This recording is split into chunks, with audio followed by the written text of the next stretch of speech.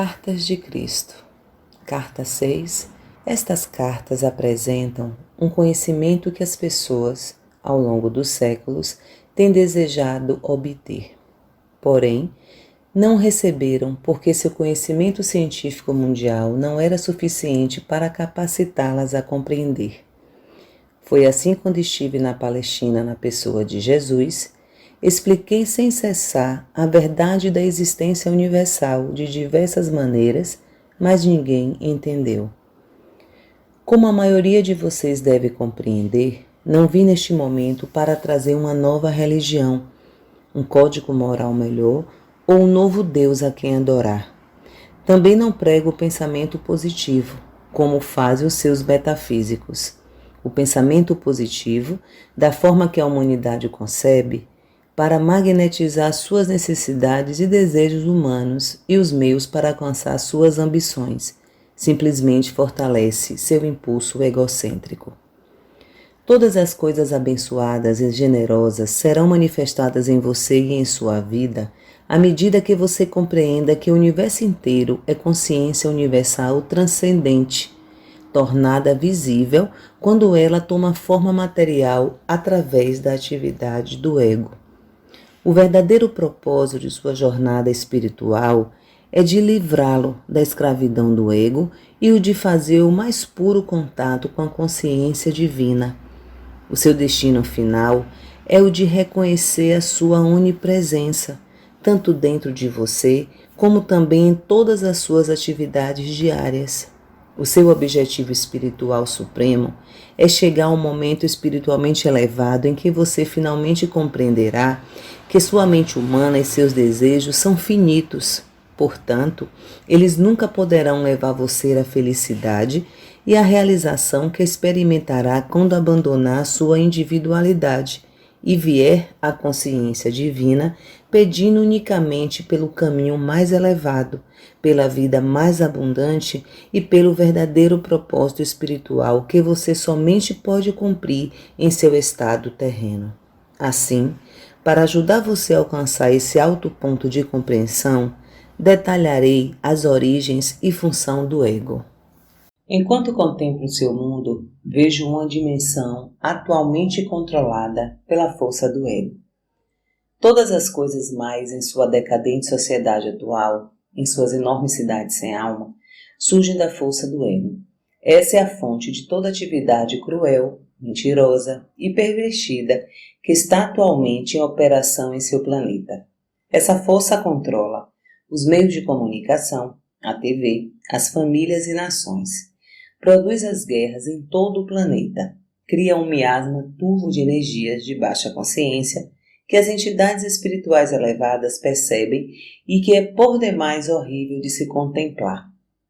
O seu ego está impulsionando você, se a sua atual consciência está impregnada pelo amor às posses e por uma incapacidade de compartilhar com os demais, planejando modos de se fazer rico à custa dos outros, roubando, não cumprindo com o trabalho conscienciosamente, não dando valor ao dinheiro que recebe, reclamando, resmungando, permitindo-se criticar, ser sarcástico, julgar, rejeitar, denegrir, gerando inimizade, intolerância, ódio, ciúmes, agressão, impulsos violentos, falsidades, relações desonestas e difamação. Seu ego está no controle e você terá dificuldades para deslocar-se através do miasma da consciência egocêntrica para poder ver a realidade. Por esta razão eu venho, por meio destas cartas, para ajudá-lo a compreender exatamente o que está aprisionando você nas suas condições atuais, neste horror que a mente humana não poderia imaginar há um século. Agora passo a explicar mais detalhadamente o ego. No momento de sua concepção, durante o ato sexual, quando a consciência de seu pai se elevou via espinha dorsal até o alto da cabeça e a tensão atingiu seu ponto máximo, a consciência de seu pai tocou brevemente a consciência divina, criando um relâmpago, uma pequena explosão que ele viveu sob forma do orgasmo, após o que uma injeção de consciência divina infundiu-se em seu sêmen para dar vida ao óvulo de sua mãe. O momento da união com a mulher e a explosão de tensão no homem no momento do orgasmo reproduz o momento do Big Bang, quando a unidade da consciência pai e mãe explodiu em energias separadas e tomaram forma as primeiras partículas elétricas, assim como a matéria aleatória. A consciência pai forneceu a energia de atividade e ímpeto, e a consciência mãe forneceu a ligação para dar forma e substância às partículas elétricas. Estes são impulsos primitivos que dão vida e forma ao homem e à mulher. Quero que você compreenda que a criação não é uma criação de matéria impregnada com consciência. A criação é a forma visível dos impulsos originais, atraídos e reunidos em formas e entidades individuais, todas expressando facetas e combinações diversas dos impulsos originais em uma imensidade de maneiras diferentes. Portanto, os impulsos originais são a realidade que seus olhos, ouvidos, olfato e tato dizem ser de matéria sólida. Porém, na realidade são impulsos de consciência individualizados com a finalidade de serem experienciados, compreendidos intelectualmente e emocionalmente apreciados. No momento da concepção, quando o sêmen se une com o óvulo e acontece o acasalamento, os cromossomos de consciência masculina se unem aos cromossomos de consciência feminina. Esta é uma união física da consciência do sêmen de seu pai e da consciência do óvulo de sua mãe, projetada pelo divino. E assim, os cromossomos de consciência masculina e feminina levam gravado o padrão genético do DNA do pai e da mãe. O momento da união física do sêmen e do óvulo é conduzido em 2 níveis de criatividade. A injeção da consciência divina se tornou sua alma, corporificada na união da consciência humana, do sêmen e do óvulo. O corpo físico foi criado, impulsionado pela consciência pai-mãe vida, a qual controlou a atividade e a ligação das células conscientes, produzindo gradual crescimento e desenvolvimento de seu corpo físico, que é realmente a consciência tornada visível em cada nível de seu ser e nada mais. A alma permaneceu como uma chama inviolada metáfora da vida pai e mãe, profundamente entrelaçada dos impulsos físicos de atividade, ligação, repulsão. Isso se converteu em sua individualidade e personalidades terrenas. Incorporados nos transcendentes impulsos de vida da consciência divina, Pai e Mãe, esses impulsos de consciência agora se encarregam do processo de criação de sua consciência física e se tornam a força impulsionadora da sua personalidade. Juntos, atividade e ligação trabalham para construir uma célula consciente após outra, segundo as especificações da consciência contida nas moléculas de consciência do DNA. Tanto a personalidade como o corpo são os produtos desses impulsos humanos de atividade, ligação, repulsão. Enquanto a consciência universal permanece para sempre em equilíbrio no espaço e, portanto, imperceptível nesse mesmo espaço em frequências vibratórias, os impulsos primitivos de atividade, ligação, rejeição trabalham juntos na dimensão visível, aparecendo aos seus sentidos sob a forma de eletromagnetismo. Tanto a consciência universal como a sua alma permanecem inalteradas no silêncio e quietude do equilíbrio no espaço. A criatividade da consciência terrena toma lugar no espaço-tempo e nas frequências vibratórias variáveis da consciência materializada. Assim, você assume a forma viva e contínua a existir em 2 dimensões, uma visível, a consciência divina, a outra visível, que é tudo que o ser humano vivo pode sentir ou compreender, até que o desenvolvimento espiritual eleve as frequências vibratórias de sua consciência humana até o plano espiritual, e um vislumbre de entendimento entre em sua consciência terrena. Enquanto este processo de iluminação gradual contínua da consciência humana é levada, trabalha então conscientemente, tanto na dimensão invisível quanto na visível. Quanto mais elevadas são as frequências vibratórias da consciência individualizada, mais elevadas e perfeitas são as formas criadas na mente. Quanto mais baixas são as frequências de vibração, mais separadas da perfeição universal do amor. São as formas criadas na mente individualizada, totalmente possuída pelo impulso do ego. O ego controla o desenvolvimento do feto desde o momento da união do sêmen com o óvulo. O novo pequeno ser torna-se de imediato o eu, que sente satisfação e insatisfação no útero, dependendo da sensação de conforto ou mal-estar e do que ocorre à mãe. Quando você nasceu, ao ser separado do conforto do útero que o guardava, seus instintos de sobrevivência impregnados com o profundo conhecimento original do ser criado, existente em cada célula viva de seu corpo, o levaram a respirar e o tornaram consciente de um vazio e de uma perda emocional, que você sentiu como um vazio físico e uma necessidade de nutrição física. E assim nasceu o choro de seu ego. Quando chorava, sua mãe lhe dava de mamar, o que era profundamente satisfatório, tanto física como emocionalmente. Quando suas necessidades eram plenamente satisfeitas, podia voltar a um estado de equilíbrio no sono. Quando você despertava desse equilíbrio, sentia uma sensação de insegurança. O equilíbrio estava agora dividido em conhecimento mental e emocional. Você recordava que sua mãe e seu leite representavam a satisfação da necessidade de segurança, e assim você chorava de novo.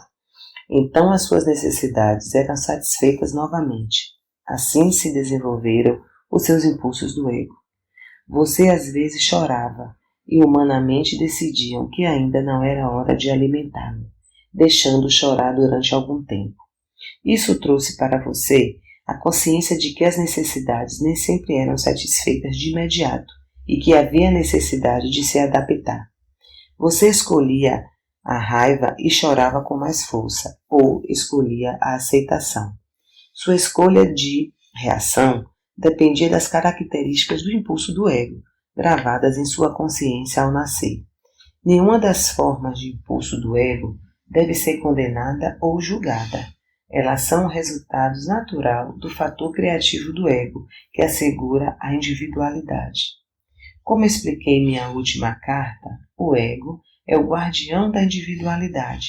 Se você não tivesse sido infundido com esse impulso para chorar pelo que deseja para ser feliz, ou de recusar o que entristece, você estaria à beira da não existência. Se não saísse correndo ou pedisse ajuda quando estivesse em perigo, poderia morrer. Se não tivesse chorado, exigindo alimento ao nascer, poderia ter morrido de fome. Se não tivesse acolhido com prazer o leite ao mamar, se aninhando afetuosamente a sua mãe, talvez nunca tivesse se desenvolvido uma carinhosa proximidade e ligação com ela. Sem o impulso do ego, não haveria criação, nem individualidade, nem satisfação das necessidades, nem proteção, nem respostas calorosas e nem amor humano. Sem o impulso do ego, não haveria autodefesa, nem autoproteção, nem sobrevivência. Por outro lado, o impulso do ego, o eu primário do indivíduo, está gravado somente com a necessidade de autossatisfação e de sobrevivência. Durante a infância, o eu do ego é governado pelo que você gosta e pelo que não gosta, pelos desejos, pela recusa do que não quer e pelos hábitos formados na constante repetição dos sentimentos. Os maus hábitos se estruturam sob a forma de respostas inaceitáveis do ego às experiências pessoais e ao ambiente, e são gravados no inconsciente ou no subconsciente, onde permanecem ocultos. Eles surgem em padrões repetitivos de comportamento quando a memória de circunstâncias e modos de comportamentos anteriores, inconscientemente, trazem-nos à mente. Então, a mente subconsciente e a mente consciente começam a trabalhar juntas para desenvolver a personalidade. Grande parte do comportamento se torna comportamento condicionado e é muito difícil de mudar. Quando a pessoa está inconscientemente programada com fortes hábitos egocêntricos de pensamento e comportamento e encontra dificuldade para viver com os outros em harmonia, essa pessoa dirige-se a um psicólogo para que a ajude a desvendar a complexidade de seus problemas mentais e emocionais. A dor e o sofrimento que surgem da concordância ignorante com os impulsos do ego persistirão até que a minha verdade da existência seja plenamente compreendida e os princípios geradores da vida tornem-se um guia consistente dos hábitos de pensamentos e de respostas às experiências da vida. A Igreja descreve essa dificuldade humana como tentação de Satanás. Não se trata disso. É um processo natural causado por reações incontroladas diante da vida, provocada pelos impulsos do ego, cujo único propósito é o de trazer felicidade e contentamento individual, satisfação da necessidade ou intimidade, independência, segurança, paz, tudo direcionado para a sobrevivência. Deve entender-se que não há nada de mal no impulso do ego. Ele é o instrumento necessário da criação. É o indivíduo por si mesmo quem provoca os desequilíbrios na vida, ao dar ao impulso do ego o pleno controle de sua personalidade, sem pensar ou ter consideração por outras pessoas. Isso também não deve ser julgado nem criticado, uma vez que a pessoa que está possuída pelo impulso de seu ego não conhece outra maneira de pensar ou de operar dentro da dimensão terrena. A criança nada sabe sobre o autocontrole, além daquilo que os seus pais e mestres da escola ensinam para ela. Portanto, os erros que comete ao responder perante a vida com os seus altos e baixos só podem ser aceitos com bom ânimo pelos pais e mestres, uma vez que a criança não tem compreensão do que está impulsionando. Se ela quer algo, o quer imediatamente e se pergunta por que não pode tê-lo. Não há nada mais em sua mente do que isso. Ela vê algo de que gosta e o quer. É cruel dizer a uma criança bruscamente, não pode tê-lo. Isso insulta e agride o seu sistema inteiro. Desde a mais precoce infância, o processo de educação da criança deve iniciar-se com lógica e confiança, afirmando seu direito de sentir-se seguro em seu ambiente. Seu sentido de segurança deve ser desenvolvido pela explicação da maneira correta de expressar os seus desejos. É o amor, e não a irritação ou a raiva, que deve escolher as palavras que apliquem à criança porque não pode ter o que quer. A criança escutará a mensagem quando for dada com amor. Quando for dada com impaciência, provocará seus impulsos do ego mais profundos e começará a assumir uma forma de ressentimento, aberto ou oculto, ou um sentimento de frustração profundamente arraigado, que fere o ego, reduzindo o sentido natural de valor próprio da criança. Uma criança necessita possuir esse sentido natural de valor pessoal que não deve ser subjugado ou destruído. É necessário que os pais e os mestres sinalizem à criança muito claramente que as outras pessoas do mundo também têm necessidades, seus direitos sobre suas posses, seus desejos de paz e prazer. Ninguém, criança ou adulto, tem o direito de perturbar outra pessoa com a finalidade de obter a sua própria satisfação. Se uma criança bate em outra e isso a faz chorar, é natural que a criança agredida, pelo impulso de seu ego, queira reagir de volta. Ela está programada para defender-se do outro. Isso requer que os pais e mestres ensinem às crianças que a vingança em um conflito somente aumenta, trazendo mais dor para cada criança e, por essa razão, a vingança não tem sentido algum. O melhor é optar-se pelo riso e contornar a situação. Em lugar de permitir que continue a mente a irritação e a dor, é melhor levar o problema à consciência divina em oração. Pedir que a dor seja removida de sua consciência e buscar um modo de reconciliação. É necessário também ensinar a criança a tirar tempo para compreender que ela e a outra criança são igualmente nascidos do momento divino. Quando a criança é espiritualmente receptiva, pode converter em hábito o processo de identificar sua afinidade espiritual com as outras crianças e com todo o ser vivo, e reconhecer que os direitos dos demais são iguais a seus próprios. Assim ela terá recebido o maior dom espiritual possível. Dessa maneira, enfraquece-se o impulso do ego pela prática e aplicação diária do amor inspirado, enquanto o eu original da criança permanece forte e seguro de si mesmo. Deve-se ensinar à criança os benefícios do riso, que descreverei e explicarei em uma das próximas cartas. Portanto, o ensino qualificado e sensível é absolutamente necessário para levar a criança a considerar os direitos dos demais como iguais aos seus próprios direitos. Esta é a lei espiritual que deveria predominar no lar e nas escolas. Qualquer outra lei que julgue as circunstâncias é defeituosa e sem equilíbrio. A melhor instrução dependerá não da vontade do professor e da atitude de porque eu disse pronto, mas de uma referência sistemática em cada circunstância ao amor fraternal e aos direitos iguais para todos. Ao mesmo tempo, uma criança não deveria ser doutrinada no autossacrifício, uma vez que esse tipo de cuidado deve ser desejado e originado somente das percepções e objetivos espirituais do indivíduo. O autossacrifício nasce da iluminação espiritual, do seguir um caminho mais elevado, do negar o pequeno eu, a fim de eliminar as barreiras do ego que obstruem a capacidade de sintonizar-se com a universalidade da consciência divina. O verdadeiro e iluminado autossacrifício leva a consciência espiritual às alturas da alegria. Não há nenhum tipo de sentimento de perda.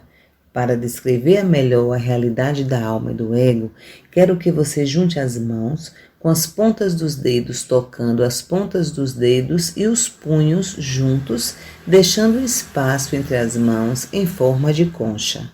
As mãos representam a concha da consciência humana de uma pessoa, o ego.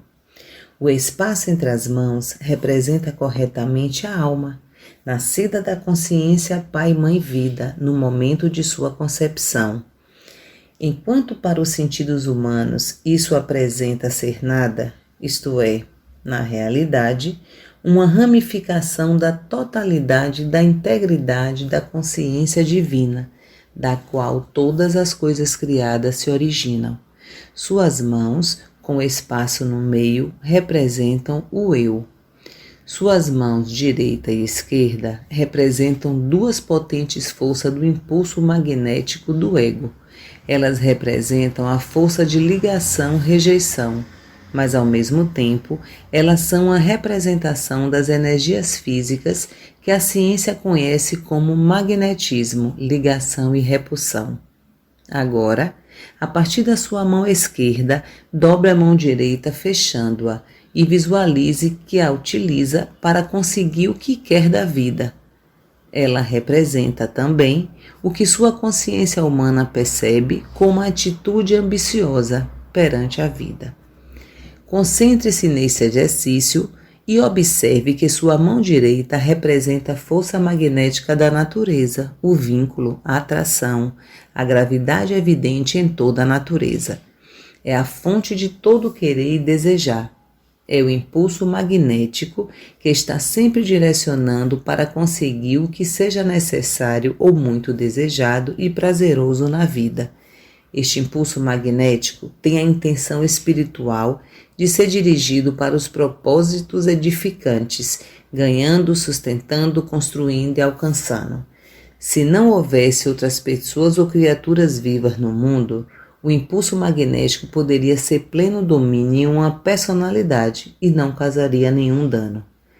É somente quando se tem que levar em considerações as outras pessoas ou outros seres vivos, ou outras posses, ou outros seres queridos de outros, que o incontrolável impulso magnético que atrai liga, agarra e retém, se torna uma doença da personalidade, se não está equilibrado com as necessidades de todos os outros seres vivos. Agora retorne suas mãos à posição original, formando uma concha com a mão esquerda. Então leve sua mão esquerda para trás e visualize que ela representa o impulso magnético de repelir, empurrar, esbofetear ou defender-se de qualquer invasão não autorizada de sua propriedade ou posses ou qualquer ataque sobre sua pessoa, família ou trabalho.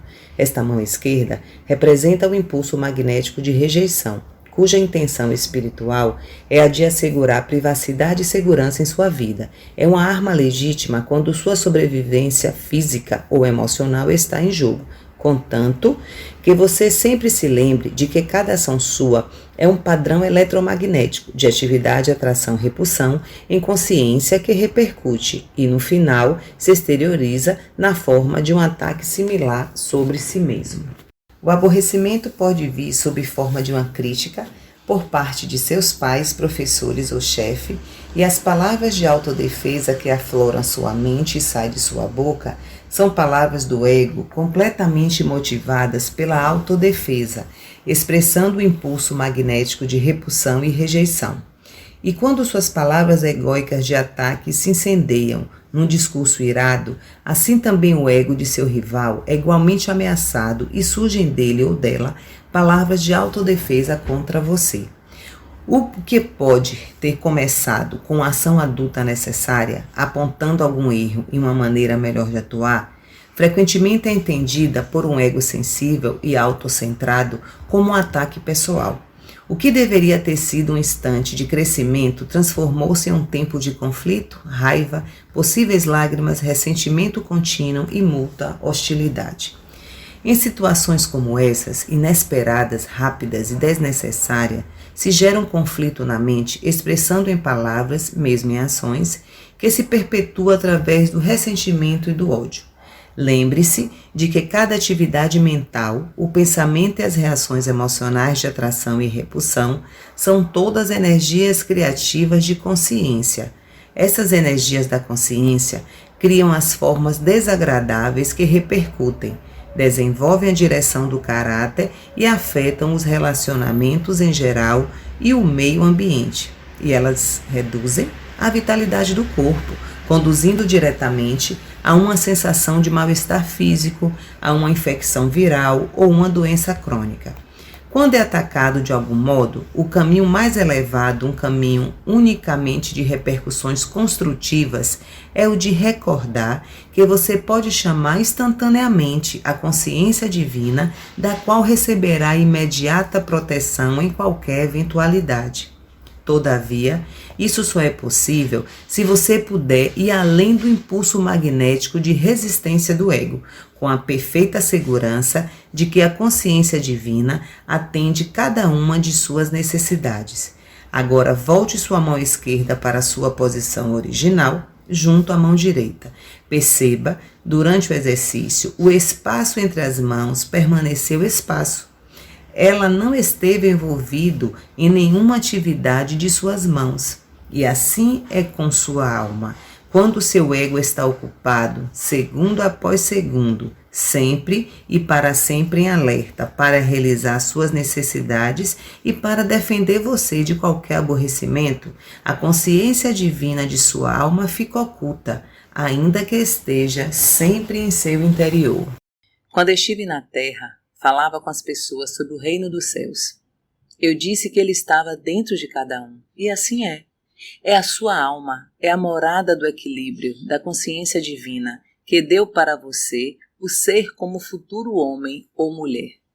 Desejo muito poder depositar em sua mente uma visão mais ampla de sua fonte de ser, para que você possa perceber com um pouco mais de clareza o seu começo, de onde você veio.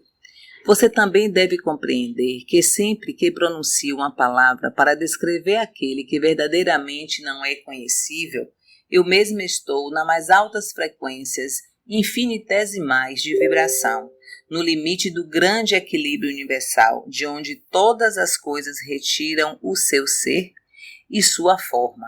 Se eu falar de uma montanha, uma imagem virá à sua mente. Porém, você não conhecerá a imensidão de sua estrutura, a resistência de sua rocha, os seus barrancos, picos e cavernas, a neve que a cobre a cada inverno, as cascatas caindo em mananciais quando se derretem as geleiras. Para que você tenha um vislumbre da grandeza da montanha, eu teria que entrar em uma descrição detalhada de cada canto e recanto. E mesmo depois da explicação verbal mais detalhada, você teria somente uma imagem mental para sua inspiração. Você ainda não conheceria a montanha.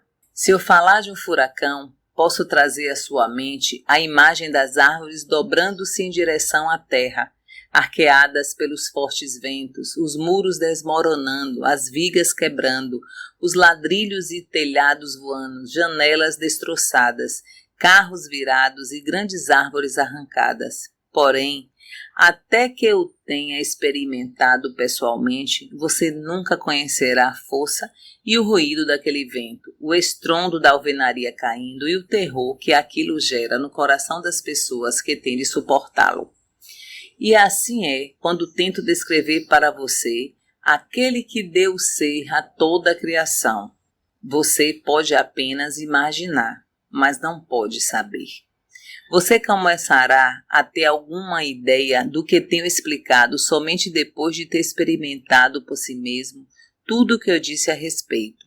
Portanto, não deixe que ninguém que tenha lido minhas cartas discuta com quem quer que seja, ou negue a verdade do que eu estou ensinando, ou rejeite as minhas palavras, pois eu digo verdadeiramente que vocês não podem conhecer plenamente aquilo que ainda não experimentaram. Apenas aqueles que me seguirem com aceitação e fé, na meditação diária, na purificação da consciência e na oração fervorosa, pedindo iluminação, no final obterão vislumbres cada vez mais profundos e, portanto, experiências daquilo a que a criação mesma pode dar acesso à consciência divina. Talvez você se pergunte, qual é a diferença entre a consciência universal e a consciência divina? A consciência universal é o reino universal do espaço, onde ninguém pode entrar ou acessar, uma vez que ele permanece em um estado de equilíbrio e de energia autônoma.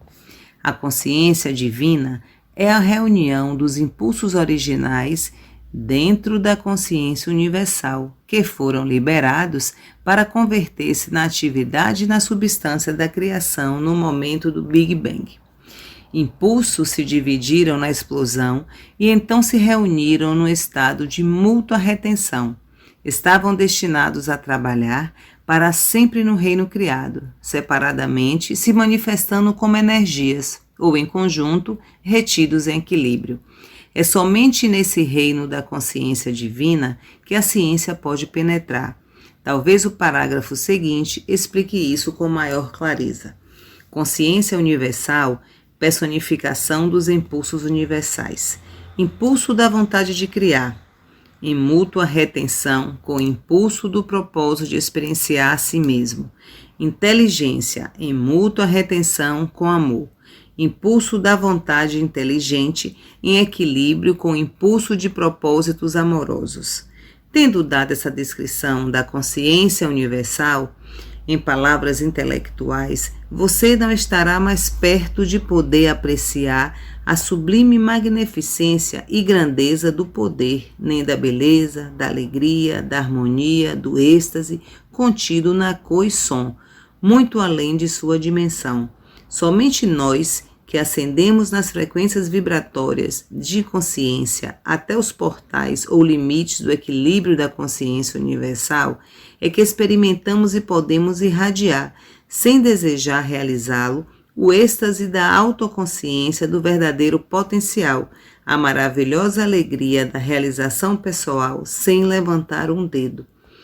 Uso este último termo como uma metáfora, uma vez que, mesmo mantendo a minha individualidade, sou ativo apenas em consciência e já não sou, de nenhum modo, físico, não tenho sido desde a minha contínua ascensão espiritual em outras dimensões, depois de minha morte na cruz. Talvez você se pergunte como é possível que impulsos universais tão enormes estejam em um estado de equilíbrio. Eles estão em um estado de igualdade e mútua retenção. O impulso do amor atrai e nutre, sustentando e mantendo sob controle a vontade criativa e ativa. Só posso explicar esse fenômeno usando esses termos simples. Se colocar a palma de uma mão em cima da palma da outra, com as pontas dos dedos de cada mão tocando o pulso da outra mão e tentando separá-las, ao mesmo tempo que as mantém firmemente apoiadas uma sobre a outra, terá alguma ideia do significado de equilíbrio ou retenção mútua. Além disso, você deve compreender que, ainda que as mãos estejam aparentemente expressando o fenômeno físico, na realidade são governadas e expressam impulsos que se originam em seu cérebro. Seu cérebro pode ser o veículo para expressar ideias conscientes, impulsos, mas, na verdade, o impulso é a realidade de todo movimento de todo tipo, e não o cérebro físico, que é simplesmente um instrumento de expressão de tais impulsos. Tenho trazido a você apenas uma narração intelectual da consciência universal. Como posso descrever para você o poder latente, a magnificência da reverência, o êxtase, a felicidade radiante, o absoluto estado de satisfação, paz e harmonia de seu ser? Ainda que você possa contemplar e compreender que desta imensidão de consciência o universo inteiro tomou vida e forma, você não poderia perceber mais que um elétron da vasta, incomensurável, alegre realidade que é a consciência universal. Para compreender integralmente a natureza da criação, as razões pelas quais o ego funciona como faz e por que as entidades criadas sentem os impulsos que sentem, deve-se entender que a natureza e a qualidade da consciência universal são alegria radiante, realização, felicidade. Isso é o que eu chamei de o reino dos céus dentro de você, dentro de sua alma, dentro dos recessos mais profundos de sua psique, que é o intermediário entre o esplendor de sua alma e a sombra do próprio ego. Voltar a esse estado transcendente de glória, beleza, felicidade e harmonia do ser é o anseio mais profundo de sua alma. Esse anseio constante, essa recordação inata e inconsciente de equilíbrio, paz, felicidade e harmonia é o que impulsiona o ego, através da psique, a manipular o ambiente em seu favor. Seu firme propósito é o de trazer você de volta ao estado original de glorioso êxtase, no qual se formou sua alma, seu ser e sua forma. Porém, o ego pode conquistar alegria e prazer desejados somente por meio dos dois impulsos magnéticos emocionais de ligação-rejeição, que são apenas impulsos materializados para dar a você a sua individualidade. Portanto, o anseio inato de reunir-se à fonte do ser se experimenta nos parâmetros eletromagnéticos do pensamento e do sentimento como mais e mais e mais daquilo que deu a você uma sensação prazerosa anteriormente. Mais amigos, casas, carros, roupas, etc. Cada vez que o mais é conquistado, isso provoca uma pequena sensação de satisfação, talvez uma exibição perante os vizinhos para enaltecer a felicidade. Marca-se um ponto e tem-se um ponto mais de satisfação. E logo a novidade passa, a nova posse se torna trivial, os sentidos se acalmam novamente em equilíbrio e começa o cansaço mental. A rotina se torna monótona e aborrecida. Para gerar um pouco de vida, o ego encontra outro objetivo a ser alcançado, para proporcionar excitação e prazer. E assim, a vida é uma perseguição sem fim de satisfações pessoais de diversos tipos, deixando a alma oculta, malnutrida, insatisfeita, ainda ansiando por algo mais. Mas o que é que o meu eu mais profundo está desejando? Você se pergunta em desespero. Quando a pessoa consegue entender a verdadeira fonte de seu vazio e de seu contínuo anseio interior de ter mais aquilo que me fez sentir bem antes e começa a meditar para fazer contato com aquele que lhe deu o ser, um pouco de equilíbrio divino se filtra através da consciência humana. O vazio começa a diminuir.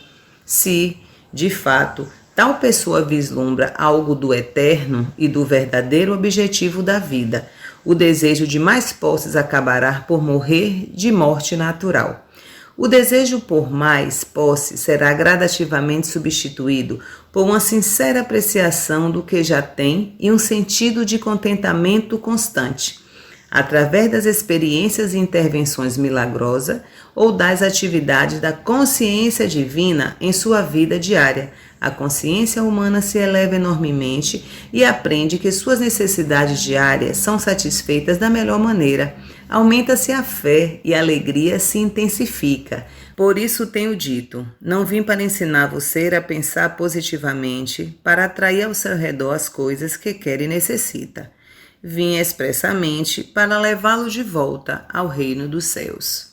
Entretanto, não é somente por desejar mais posses que sua alma se encontra presa em sua morada secreta. O ego também utiliza o impulso emocional magnético de repelir e rejeitar, para assegurar sua individualidade, privacidade e segurança.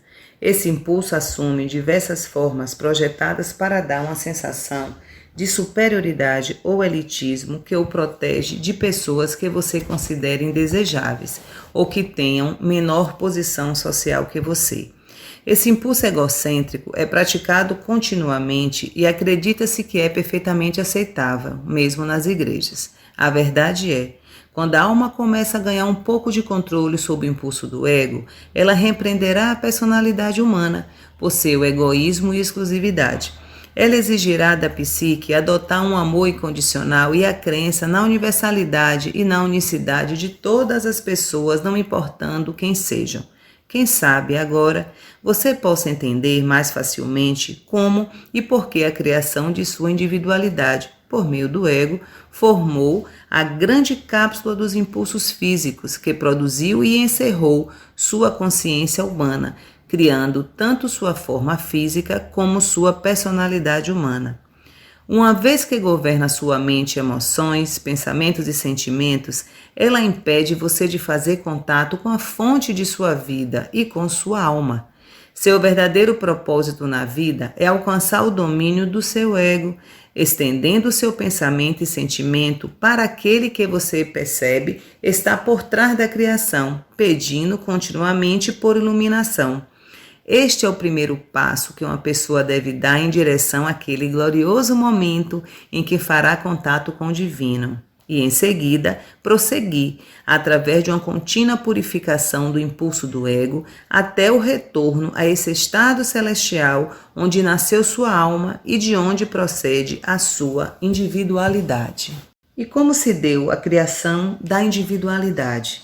Como disse antes, a consciência universal alcançou o ponto máximo de mútua retenção e houve uma explosão que separou e dividiu o impulso da vontade criativa do impulso de propósitos amorosos, os quais se separaram e se fizeram ativos na criação como Pai Inteligência, Mãe Amor, visto como eletricidade, magnetismo, ligação, repulsão, vida, reunidos em equilíbrio como consciência divina, vida.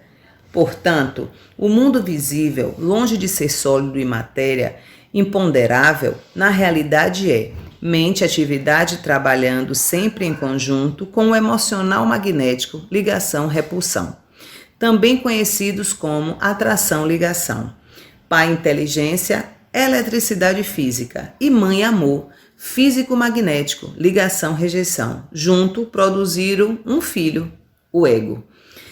Este impulso de individualidade nasceu e tomou forma consciente e inalterável dentro das energias da criação, para assegurar que as várias forças elétricas expressas como prótons e elétrons e o resto do grupo de partículas descobertas com excitação pela ciência não escapassem voando ininterruptamente em um distante estado sem forma, mas que fossem contidas e controladas pelo impulso magnético, ligação-rejeição da Mãe Amor, para chegar à manifestação de uma forma.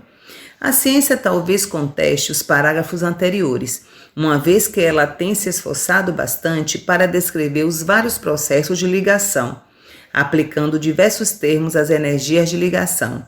A ciência é bem-vinda para nomear as energias de ligação ou atração, ou a terminologia que desejar, porém, permanece o fato de que essas energias tomaram forma do grandioso e primordial impulso da Mãe Amor, cuja função primordial de consciência é a de dar forma à individualidade. O impulso do Pai Vida Inteligente fornece o ímpeto elétrico para a criação. O impulso da Mãe Propósito Amoroso proporciona a ligação para reter o ímpeto elétrico e colocá-lo sob controle na individualidade. O impulso da Mãe Propósito Amoroso proporciona também o impulso Repulsão-Rejeição para assegurar a sobrevivência da individualidade. Este é o processo da criação. A ciência só pode se aproximar da criação como espectadora, ainda que seus embaixadores sejam humanos e experimentam a vida neles mesmos. A mente humana somente pode observar o que foi criado. Não se pode entrar no processo íntimo da criação, ocultos na matéria e nos campos mais básicos de energia.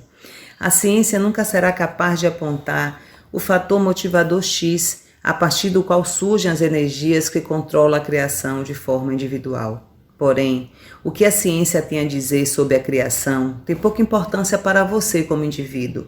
A ciência não mudará nem um pouco seu estilo de vida, sua saúde, seu ambiente, seus sentimentos pessoais e conquistas. O que você precisa saber, e o que vim expressamente explicar, é como escapar do impulso egoísta possessivo protetor que foi dado a você pelo ego, para assegurar sua individualidade e sobrevivência e sua aspiração inata para retornar à alegria e felicidade da qual surgiu a vida de toda a criação. Esta é a razão pela qual vim originalmente à Terra e porque venho nesse momento para fazer algo que nenhum cientista jamais poderá fazer para você.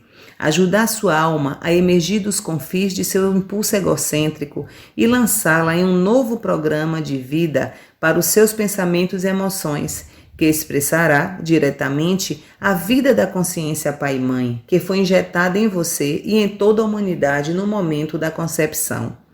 Em virtude do próprio ego, possuir o ímpeto elétrico da atividade e criatividade e os impulsos magnéticos emocionais de ligação-rejeição, o que quer que nasça do impulso do ego, através de seus pensamentos, sentimentos e ações, estará carregado de vida física eletromagnética, que reproduzirá formas de vidas idênticas, que serão finalmente materializadas na vida do ego criador. Essas formas criadas não se manifestam apenas como experiências, mas também perturbam o funcionamento dos processos físicos do seu Criador e são a origem dos desconfortos físicos dos vírus ou das doenças. Assim, é causa de grande alegria quando a alma emerge da consciência humana encapsulada pelo ego, pois a consciência espiritual ascendente criará as condições harmoniosas e vivificantes que ela guarda da consciência. Por outro lado, é causa de tristeza quando a consciência humana está submetida ao controle do ego, produzindo aborrecimentos e atribulações nas experiências da vida e na condição física em si. Portanto, digo, se você não gosta de seu mundo, tem o poder dentro de si para mudar as suas condições de existência, exatamente onde você está, se tiver a fé e a vontade constante para fazê-lo. Repito de outra maneira para ganhar sua atenção. Se você continuar no nível atual de pensamento e funcionamento humano, somente experimentará seu nível atual de existência humana. Você será obrigado a trabalhar duramente por uma vida mesquinha, marcada por inúmeros problemas, tais como pobreza, saúde precária e vícios, imobilizado pelo medo desmoralizante e exposto a ataques mal intencionados de todo tipo. Suas condições atuais o sobrecarregarão até que você compreenda como mudá-las. Esta é sua oportunidade de ouro para assumir as rédeas de sua vida como nunca o fez antes, tomando o controle de seus pensamentos e emoções, seus impulsos elétricos e magnéticos, que são o molde de suas experiências futuras. pois você é como um ceramista que possui argila e diariamente molda vasilhas e utensílios para seu uso. A consciência é argila, a substância com a qual você cria a sua vida e cada condição relacionada a ela. Você sozinho molda sua vida na forma que ela tem. Através de seus pensamentos, você pode mudar seu futuro pessoal, se levar em conta as minhas palavras, compreender suas verdadeiras origens, acreditar nelas e utilizar esse conhecimento em sua rotina diária. Você pode afetar seu ambiente, seu lar, sua família, seu trabalho, as pessoas com as quais se relaciona, assim como também as plantas, os animais e o clima. O que você mantiver firmemente em sua mente é o que exteriorizará. Portanto, é crucial para o seu desenvolvimento espiritual e para o seu desenvolvimento pessoal humano que compreenda plenamente tudo o que estou tentando ensinar a você. Não pense que essas cartas que apresento são demasiado difíceis de compreender, passando em seguida para uma maneira mais fácil de encontrar a felicidade. Creia-me, não há verdade nem caminho mais fácil para encontrar o equilíbrio e a felicidade que você procura, porque minhas palavras descrevem a verdade universal da existência e da vida, com o qual você está atualmente construindo ou destruindo sua vida. Ao mesmo tempo, você pode ter certeza de que nunca poderá criar novas condições para você mesmo até descobrir por que e como criou condições negativas e destrutivas no passado. Tudo o que você vive neste momento foi criado e colocado em movimento com pensamentos, palavras e ações no passado, de modo que não se ressinta com suas circunstâncias atuais, uma vez que você mesmo as criou. Seja sensato. Leia estas cartas e dedique toda a sua força e vontade para descobrir os meios que você usou no passado, em sua ignorância, para estragar a sua vida. Em seguida, tome as medidas necessárias para purificar a sua consciência. Talvez você se pergunte, por que devo purificar a minha consciência? Eu digo, você nunca semearia um campo de milho sem primeiro arar a terra e usar o maquinário para aplanar e espalhar o fertilizante. Se por ignorância você semear entre as ervas daninhas em um solo cheio de torrões ou deixar de colocar o fertilizante, sua colheita será escassa e desigual. É a mesma coisa quando você mistura em seu terreno pensamentos egoístas e vive exclusivamente do seu conhecimento, força e vontade humanos. Você fica limitado em tudo o que faz e inconscientemente você cria circunstâncias que limitarão a colheita de seus esforços. No momento em que você perceber de onde realmente veio, busque o poder sobre o qual pode se apoiar para que possa realizar todas as coisas em sua vida e tome medidas urgentes para limpar as ervas daninhas e assim, purificando o solo de sua consciência, atrairá o poder que impregnará e fará prosperar suas experiências e atividades diárias. Poderíamos dizer que o poder é seu fertilizante, porém isto seria totalmente impreciso e falso. O fertilizante é um alimento químico inanimado para as plantas, enquanto que o poder que você pode extrair através da meditação diária é a vida que irá revigorar todo o seu ser, sua vida e mesmo as plantas, os tijolos de sua casa e suas instalações, muito além do que você acredita hoje. As pessoas que empregam toda a sua força de vontade para viver esta verdade, vê os frutos inegáveis em suas vidas e ao vê-los sua fé e determinação aumentam. Assim, entram em um círculo de bênçãos e ficam surpresas ao constatar que outras pessoas possam resistir a essa verdade e que escolham ficar fora da harmonia terrena e espiritual na qual é possível viver. Se você estiver preparado para ouvir, ponderar e para meditar nas páginas seguintes, começará a compreender o que esteve oculto desde o início da criação. Purificando a consciência. Enquanto você faz todo o trabalho necessário para a purificação mental e emocional, utilize minhas palavras das páginas anteriores que descrevem aquele que trouxe você e todo mundo para a existência visível, e construa um estado de consciência e contato com a sua poderosa consciência divina. Desse contato virá a inspiração e a força para efetuar a purificação mais rapidamente. Enquanto acontece a purificação, você experimentará uma nova felicidade e realização em cada faceta de sua vida. Você também receberá instruções inspiradas para a sua vida diária, seja durante a meditação ou como um raio de luz em sua mente quando está em paz pensando em algum assunto rotineiro. Se não descartar ou rejeitar essas instruções e segui-las fiel e cuidadosamente, estará dando seus primeiros passos para converter-se, finalmente, em um grande semeador e colhedor de ideias criativas de muito êxito em seu ambiente. Tudo o que estiver conectado com você florescerá e prosperará.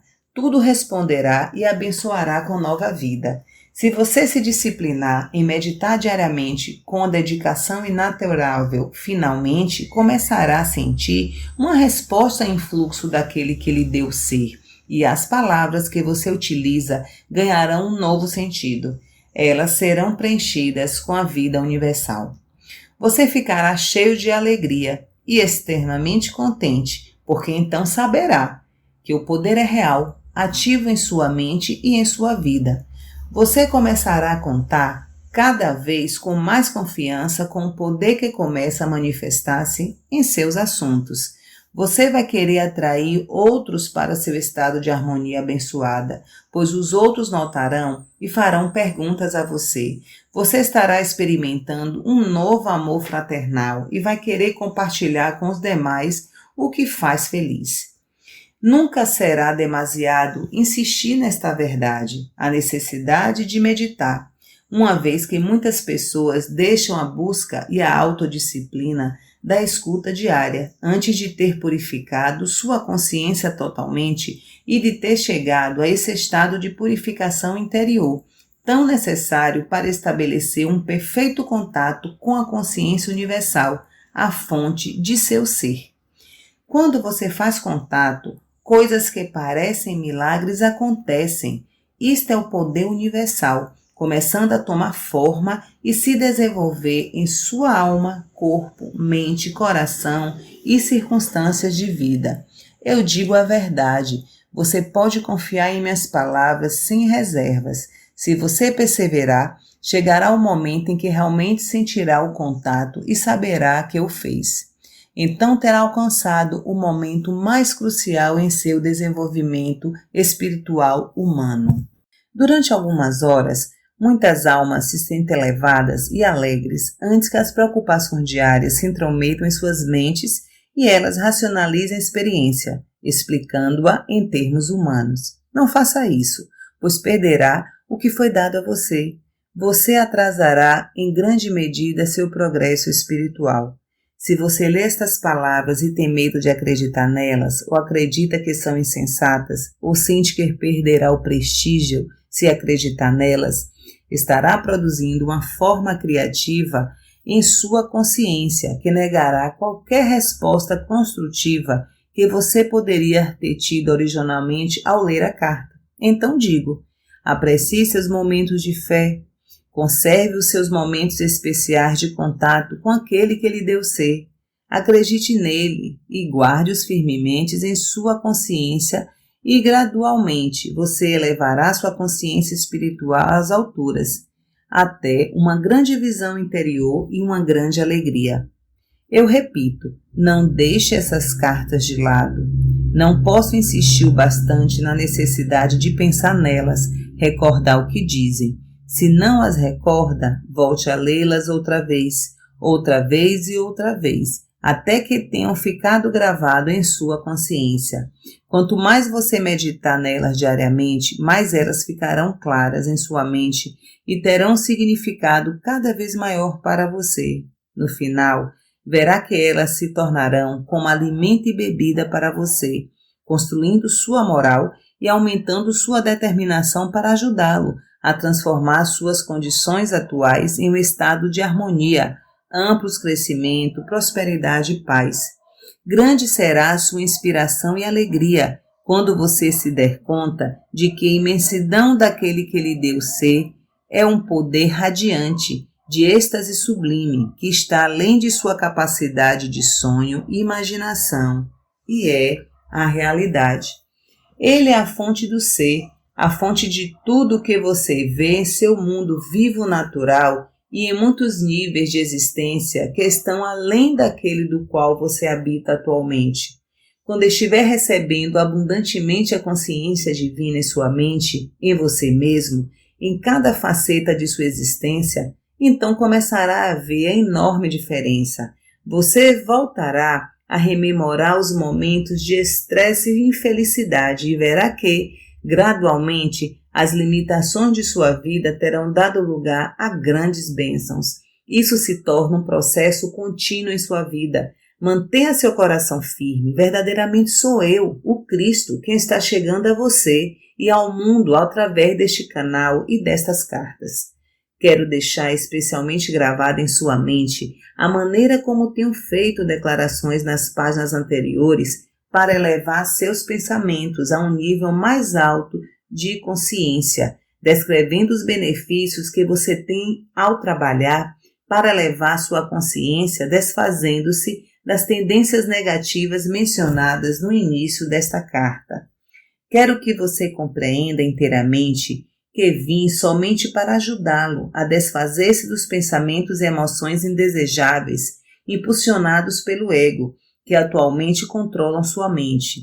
Também estou aqui expressamente para encorajá-lo e ajudá-lo, sim, para ajudá-lo a desenvolver em sua mente e coração todos os pensamentos e emoções baseados no amor, que o colocam em harmonia com a consciência divina. O meu propósito mais urgente e amoroso é o de tirar você das sombras da existência nas quais atualmente habita e levá-lo para o sol da iluminação espiritual que espera por você quando controlar os impulsos do ego e torná-lo unificado com a sua alma e o Pai e Mãe Vida, entrando em harmonia do amor incondicional para todos. Portanto, eu repetirei a lista de características negativas expostas nas primeiras páginas desta carta. Quero que as leia com cuidado e que observe suas próprias reações e sentimentos, conforme as passa vagarosamente em revista. A crítica, o sarcasmo, o julgar, o denegrir, o gerar inimizades, a intolerância, o ódio, os ciúmes, a agressão, os impulsos violentos, os roubos, as falsidades, as relações desonestas, a difamação. Como começar a desfazer-se de qualquer destas distorções que você sabe que são parte de sua consciência? Não se envergonhe demais ao olhá-las, uma vez que você é um ser humano e nasceu sob a influência dessas características do ego. Assim, não tenha medo nem fique excessivamente desencorajado ao enfrentá-las. Dê o primeiro passo com total honestidade e anote-as em uma folha de papel.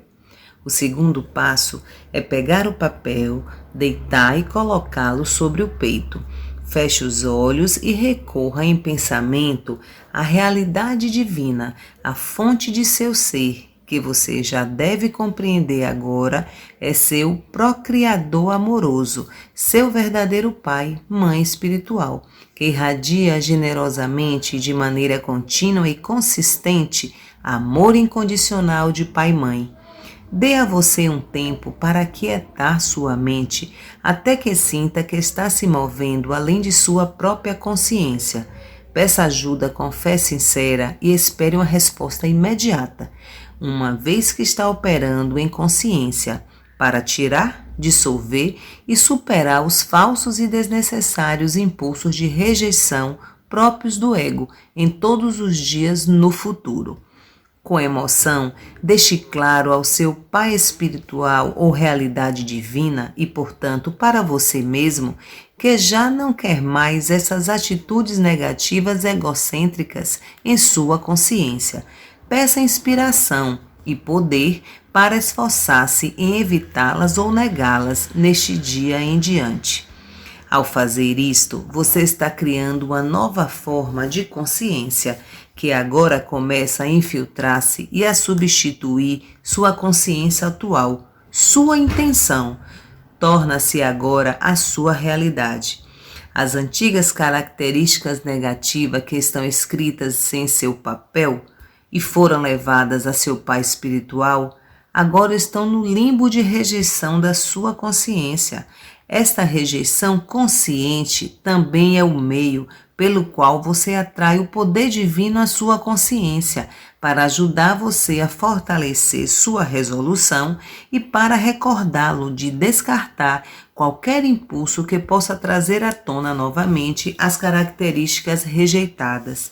Portanto, como provavelmente você percebe, a rendição e a meditação colocam em movimento um trabalho invisível na consciência, o qual será possivelmente inconsciente até que mais tarde você se dê conta de que as características desapareceram. Eu sinceramente desejo que você realize várias vezes esta meditação, utilizando o papel com as suas características. Cada vez que eu fizer, atrairá outra injeção de poder do Pai e Mãe Vida-Consciência para o seu propósito de superar e eliminar as forças e formas indesejadas de consciência. Quando estas se dissolverem, não mais atrairão para suas circunstâncias de vida as sombras negativas e infelizes que antes o atormentavam. Você estará percorrendo um caminho mais elevado que o conduzirá à liberdade. À medida que você progride, perceberá pequenas faltas de consciência em sua mente e coração, que antes nunca pareceram ser erradas. Quando isso acontecer, deve passar pelo mesmo procedimento de anotá-las e levá-las com toda a fé ao seu Pai espiritual. Agora, há ainda uma coisa que você deve fazer para completar esta reconstrução de sua consciência. Em lugar de crítica, sarcasmo, julgamento, rejeição, calúnia, inimizade, intolerância, ódio, ciúmes, agressão, impulsos violentos, roubos, falsidades, relações desonestas e difamação, deve escrever em um papel, se possível em letras douradas, para dar um sentido de beleza e brilho aos atributos, às qualidades brilhantes da consciência divina que deseja possuir e expressar no futuro. Para estar em perfeita harmonia com a sua realidade divina, seu Pai espiritual, cada atributo será alicerçado no amor incondicional e promoverá o bem mais elevado de todos, pois você já não buscará humilhar os outros para sentir-se maior e mais seguro de si mesmo. Sua consciência inteira estará voltada para a afirmação dos outros e para a construção de tudo que estiver ao seu alcance. Você buscará nutrir, alimentar, ensinar, proteger, manter e satisfazer as necessidades dos outros e buscará amorosamente estabelecer ordem no caos das ações insensatas. Tendo escrito suas aspirações douradas na folha de papel, de novo deite-se e recorra à sua realidade divina, pedindo que os impulsos preciosos, a natureza do divino, se estendam gradativamente pela sua mente e coração e que se torne a sua própria consciência. Quando isto ocorrer, sua alma será como um pintinho, bicando e bicando até romper a casca do ovo, para sair para o enorme e maravilhoso mundo e reunir-se com a mãe galinha, que espera pacientemente que seu filhinho a encontre. Isto é o que ocorre comigo e com todas as outras almas crísticas.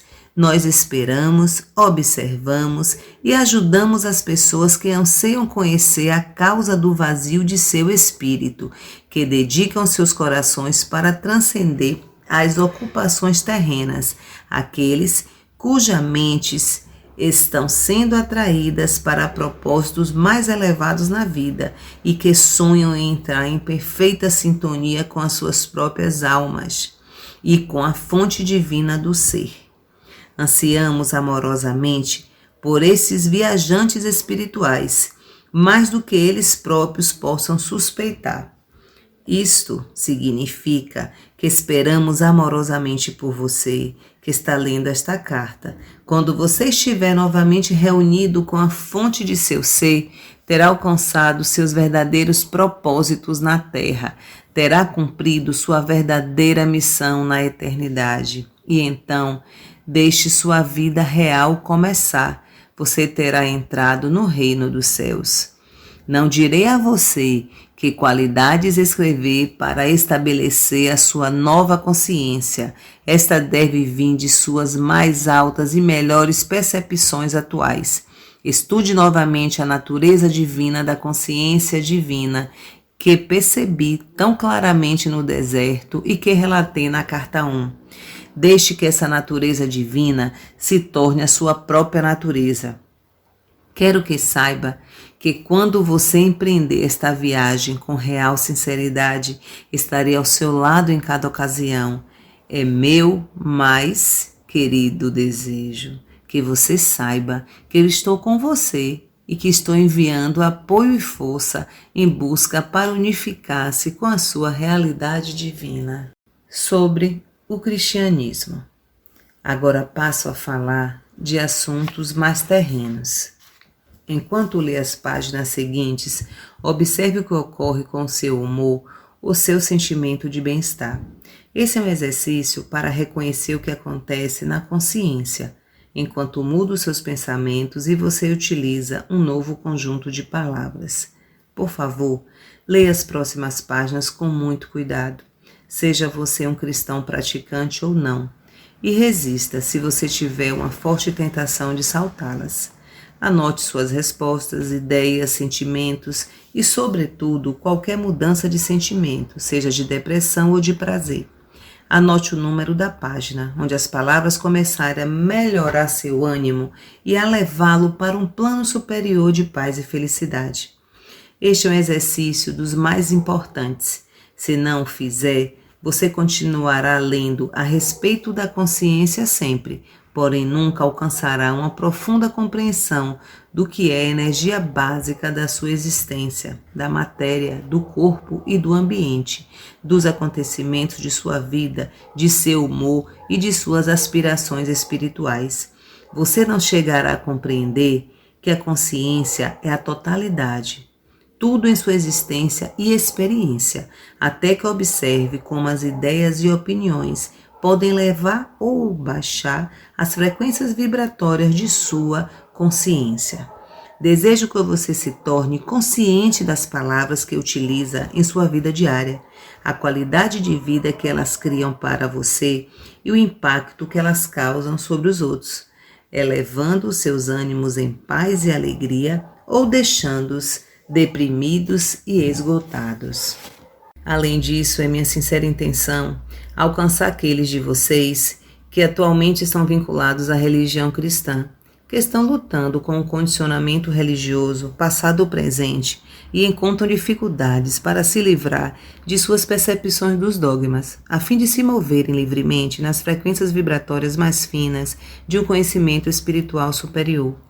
Talvez você tenha medo de ser condenado simplesmente por ler essas páginas. Ainda assim, elas o atraem fortemente e você sente intuitivamente que está lendo sobre a verdade da existência, que não foi ensinada por seus líderes religiosos. Você está dividido entre sua necessidade impierosa de conhecer a verdade e o temor de desgostar a Deus, seja qual for a forma pela qual o percebe na realidade. Eu, o Cristo, estou muito consciente da angústia que essas cartas causam às muitas pessoas sinceras e desejo conduzi-las além de sua inquietude, até a perfeita paz mental e alegria. Por esta razão, é absolutamente necessário primeiro analisar as suas crenças atuais e as origens das doutrinas da Igreja, antes de continuar ensinando a você a mais profunda verdade a respeito da natureza do universo e da própria natureza do homem.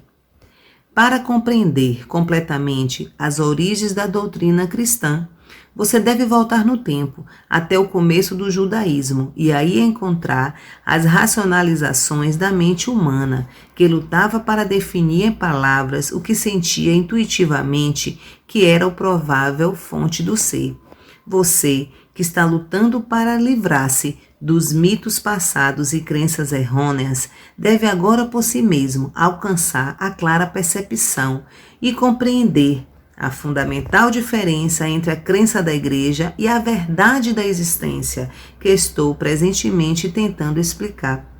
Enquanto não puder discriminar a origem e a forma de suas crenças atuais, você não será capaz de liberar-se completamente das ilusões de seu condicionamento religioso passado. Você terá um pé aqui, outro lá, uma posição perigosa para se estar. Esse estado mental provocará um grande conflito e poderá levá-lo a abandonar a busca e voltar às antigas formas religiosas, cômodas e emocionalmente seguras, mas que não levam você a lugar algum. Portanto, tenha cuidado e não se deixe intimidar pelas ameaças de desgostar a Deus e outras condenações do mesmo gênero. As origens da crença em uma superdivindade individual. Começaremos com a descrição das origens da crença em Deus, em nome que tem significado muitas coisas diferentes para a humanidade. Esta crença começou quando os antigos hebreus caminharam pelos desertos e se perguntaram sobre as origens da criação. Imaginaram que, de alguma maneira, a fonte da criação deveria seguramente ser um super-humano, homem-deus, invisível e muito superior à Terra e à humanidade. Alguns dos profetas antigos estavam misticamente conscientes de que a fonte da criação estava difusa e presente, de alguma maneira, em toda a criação e que ela existia também na dimensão eterna. Porém, esse misticismo não estava disponível para a mente humana comum.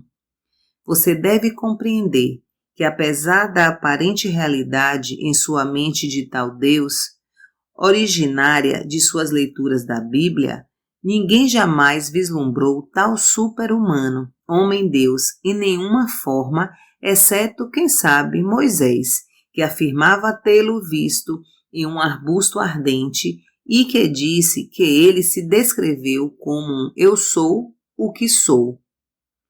Tudo o que se sabe deste Deus super-humano é derivado das leituras de descrições pitorescas de Deus, dadas pelos profetas durante sua permanência na Terra. O fato de que os religiosos se voltam apenas aos antigos para citar sua verdade, uma vez que eles não podem acreditar que Deus é verdadeiramente real, eterno, igualmente capaz de falar com as pessoas nos dias atuais desta era, mostra o quanto são ilusórias as crenças religiosas. Seus líderes religiosos têm pânico de qualquer crença que não combine com as antigas. Eles nunca consideram ou têm medo de considerar que talvez o conhecimento espiritual dentro da dimensão terrena seja evolutivo. Quero que você veja que um tecido de crenças, uma mescla de racionalizações e crenças foi forjada para criar uma rede de segurança mental e emocional com a qual é possível envolver e prender as mentes e os corações das pessoas. Tudo que se ensina às pessoas na fé cristã é baseado na emoção e se origina no ouvir dizer, derivações de antigas narrações de minha vida e morte na terra. Mesmo assim, acredita-se nelas fanaticamente. Os cristãos aprendem que Deus é amor e é consciente de seus pecados. Deus castiga, disciplina, premia os bons e envia desgraça aos maus. Esta é uma exata descrição da atividade e da consciência humana. Os cristãos aprendem que eu, o Cristo, na pessoa de Jesus, morri pelos pecados do mundo. Fui o Cordeiro de Deus sem mancha, sacrificado para pagar o preço dos pecados humanos. Eu fiz o supremo sacrifício de mim mesmo para cumprir essa estranha façanha de pagar pelos pecados através dos tempos. Eu novamente entrei em meu corpo depois da morte pela crucificação e apareci muitas vezes em meu corpo para confortar e ensinar meus discípulos enlutados. Eu até ingeri comida durante minhas aparições. Após 40 dias, elevei-me fora da vista de meus discípulos, alcançando o meu corpo aos céus. Como perguntei na carta 3, o que eu faria com o corpo humano no céu? Na vida mais além? Eu disse em minha última ceia que meus discípulos deveriam recordar aquela última refeição com eles, partindo o pão e passando um a um, e que deveriam beber da mesma taça de vinho e recordar que meu corpo foi crucificado e meu sangue derramado para trazer a eles a verdade do ser. Entretanto, este evento se converteu em uma estranha crença, na qual, com pompa e cerimônia no altar, meu corpo é transferido às hóstias que os fiéis devem engolir com a devida reverência. Meu corpo, que bom faria meu corpo, espiritualizado ou não, para aqueles que comungam. Você percebe como a mente pode ser condicionada a aceitar bobagens ilógicas que perduram há 2000 anos, porque tem sido sustentado por uma grande hierarquia de papas e cardeais, vivendo em palácios imensamente ricos e mantidos com grande pompa terrena em cerimônias prestigiosas. Eu quero que você conheça a verdade sobre aquela fatídica noite, a que chamam de minha última ceia.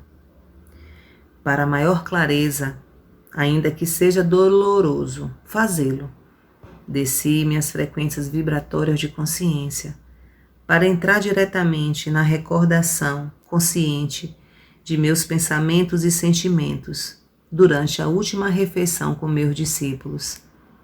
Ainda que eu fosse um homem forte, iluminado e seguro de que tinha um destino a cumprir, que não poderia evitar, não queria evitar. Estava profundamente triste ao começar a refeição, a ceia da Páscoa. Meus discípulos tinham sido meus amigos e tinham ficado ao meu lado em algumas circunstâncias difíceis. Eu estava sofrendo por ter que deixá-los e temeroso por seu bem-estar.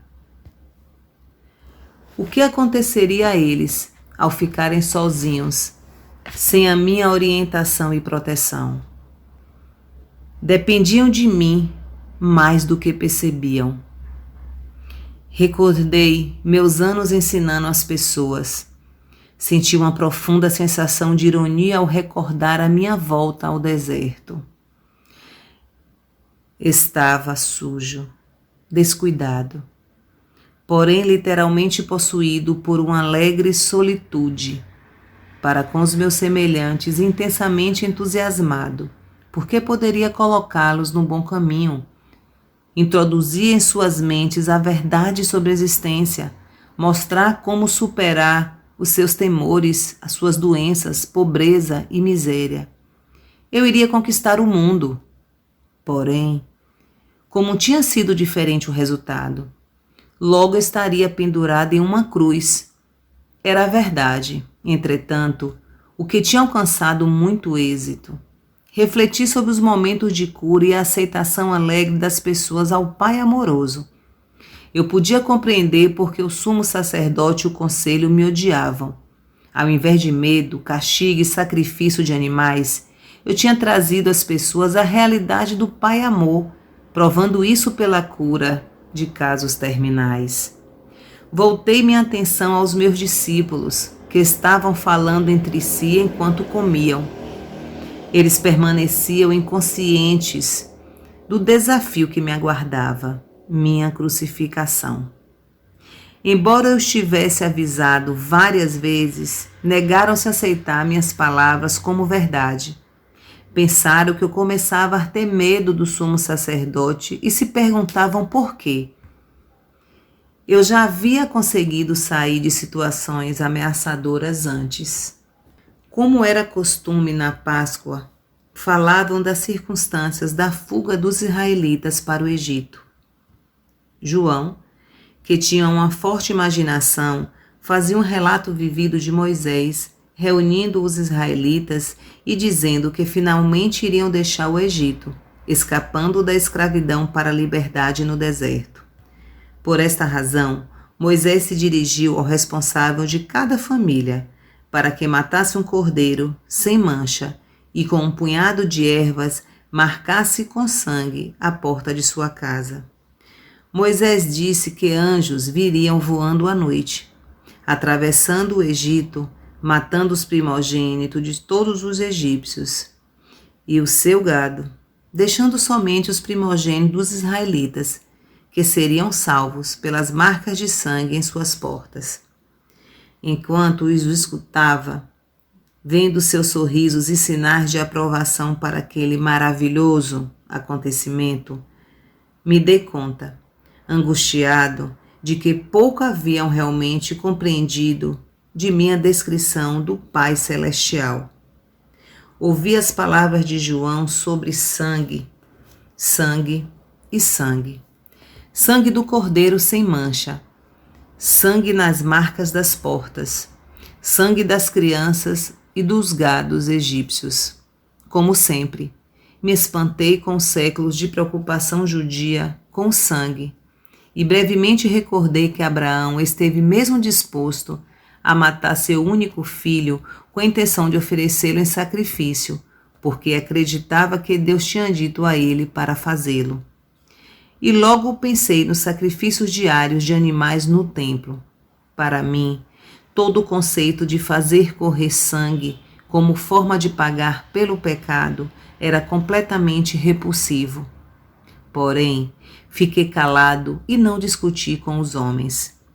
Percebi que suas mentes estavam cheias daquelas tradições, tão sólidas e duras como pedra. Esta foi nossa última refeição juntos, em volta da mesa. Deveria ser um momento de paz entre nós e uma despedida amorosa. Era duplamente importante para meus discípulos, porque a Páscoa era um acontecimento muito sagrado para suas mentes judias e isso eu teria que aceitar com um espírito de amor e compreensão.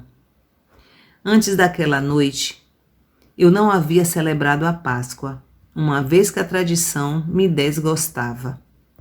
Preferia subir as colinas tranquilamente para meditar, deixando meus discípulos celebrarem a Páscoa com suas famílias. Por causa daquele hábito, eles não estranharam meu silêncio no momento. Eu estava meio recostado, meio sentado, incapaz de relaxar como costumava fazer, tenso, contraído, compassivamente caloroso para com meus discípulos, ainda aborrecido com eles. Perguntava-me como poderia deixar para estes seguidores, sonolentos e confusos, um sinal efetivo como recordação, algum ritual que trouxesse de volta às suas mentes confusas tudo o que eu estava tentando ensinar. Eu queria sacudi-los e tirá-los daquela fixação pelo sangue. Enquanto escutava a conversa sobre Moisés e seus atos milagrosos, me ocorreu, se eles estavam tão preocupados com sangue, então eu daria sangue a eles, para que se lembrassem de mim. Inclinei-me sobre a mesa, peguei o pão e parti em vários pedaços, dizendo bruscamente: Eu sou como o seu cordeiro pascal. Distribua este pão entre vocês e peguem cada um a sua parte. Comam e façam isso em minha honra, por ter trazido a vocês a única verdade que o mundo já ouviu. Deixe que este pão seja o símbolo de meu corpo, que está a ponto de ser maltratado na cruz. Pararam de conversar e olharam para mim. Vamos, comam, eu disse. Como é um sonho, silenciosamente tomaram um pedaço de pão, passaram-no aos outros e todos comeram a sua parte. Então peguei uma grande taça de vinho e disse para beberem e passarem aos outros. Este vinho é o símbolo de meu sangue. Eu vim para dar a vocês a verdade sobre Deus, a verdade sobre a vida. Porém, eu fui rejeitado. Meu sangue correrá por vocês. Novamente em silêncio, beberam da taça e a passaram entre si. Suas faces estavam tensas, mas não disseram nada. Era óbvio que todos estavam comovidos pelas minhas palavras, que não agradavam a eles. Eu sabia que Judas tinha recebido dinheiro para apontar-me aos soldados do sumo sacerdote quando o momento chegasse. Também sabia que a noite da Páscoa seria naquele momento. Então disse a Judas: "Vá logo e faça o que tem que fazer." Judas me olhou longamente e vi a dor e a indecisão em seus olhos. Ele estava repensando o assunto, porém o meu tempo havia chegado e eu queria terminá-lo de uma vez. "Vá!" disse com dureza. Judas levantou-se e saiu da sala. Os discípulos ficaram surpresos pela maneira como eu falava e perguntavam o que Judas iria fazer. "Vai dizer ao sumo sacerdote onde me encontrar. Vão crucificar-me, exatamente como eu falei para vocês." Observei com certo cinismo doloroso as expressões de seus rostos. Dúvida, sobressalto, terror. Logo brotou uma torrente de perguntas ressentidas. O que iria acontecer a eles? Eles tinham deixado suas casas e famílias por mim. Se eu fosse crucificado como um delinquente comum, eles perderiam uma vida de liberdade e segurança. Eu então disse que iriam me abandonar. Com veemência, negaram tal coisa. Mas o fizeram. Estava demasiado cansado para discutir com eles. Eu tinha me tornado tão forte, tão seguro no conhecimento de que o Pai estava em mim e comigo, a todo instante, que eu podia me dar o luxo de perdoar a deslealdade deles. E ao final de tudo isso, seria liberado de meu corpo e poderia ascender aos reinos de luz, que eu tinha frequentemente sentido, mas nunca visto em plenitude com a visão terrena. Era um pensamento que me trazia profundo consolo e uma feliz sensação de expectativa. Então sorri para eles e disse: "É bom que tenham feito o que pedi, em lembrança de mim e de minha morte, que está por vir. Continue partindo pão e bebendo vinho juntos, recordando que sempre os amarei e ficarei com vocês em espírito até que se reúnam comigo aonde vou. Não tenham medo, vocês serão guiados, serão inspirados, serão fortalecidos e falarei claramente com vocês. A minha única advertência é esta: no futuro, muito do que tenho ensinado a vocês será esquecido. Muito do que disse será descartado pelo pensamento humano ou distorcido pelos mitos humanos." Logo houve pânico e um clamor: "Como será isso?" Sorri e levantei as mãos. Falo do que acontecerá em um futuro distante. Enquanto isso, sejam fiéis a tudo o que ensinei e não duvidem de nada do que eu disse. Chegou então a hora de ir ao Monte das Oliveiras, o lugar onde os soldados do sumo sacerdote iriam me buscar. Meus discípulos queriam ainda me fazer perguntas, porém eu tinha chegado ao fim do meu discurso para os homens. Eu apenas desejava preparar-me em total silêncio para minha aprovação, entrando em espírito em um estado de segura e consistente sintonia e comunicação com o Pai. Caminhamos para o jardim e me retirei para a minha rocha preferida. Sentei-me protegido do vento e envolvi-me na túnica. Fechei os olhos e pouco a pouco senti que entrava em uma grande serenidade de espírito e um poderoso silêncio. Logo, o poder de si desceu, tomando minha mente e meu coração.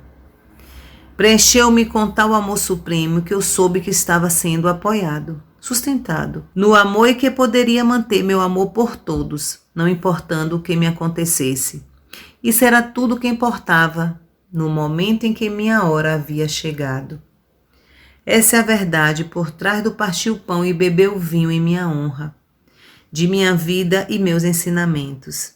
E como você que está lendo esta carta sabe, tudo o que meu Pai me revelou em minha última noite na terra se cumpriu.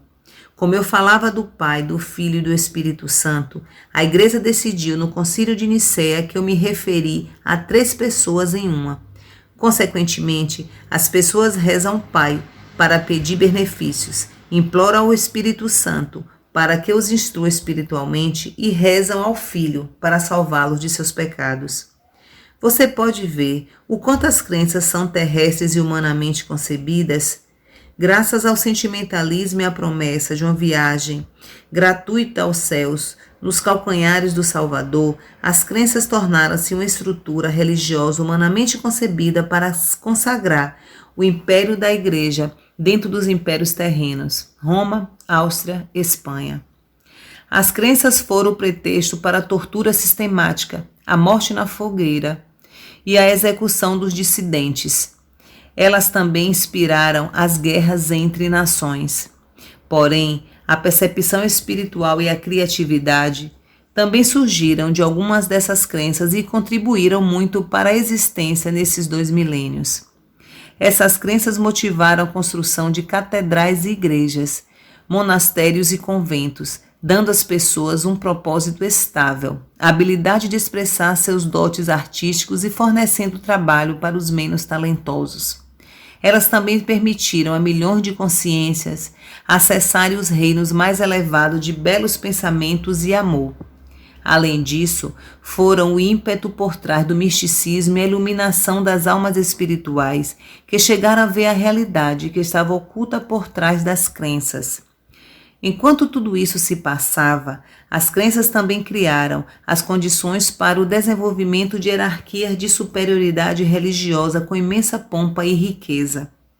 Estes são edifícios criados com os impulsos do ego, concebidos pelo ser humano e, portanto, totalmente falsos de um ponto de vista espiritual.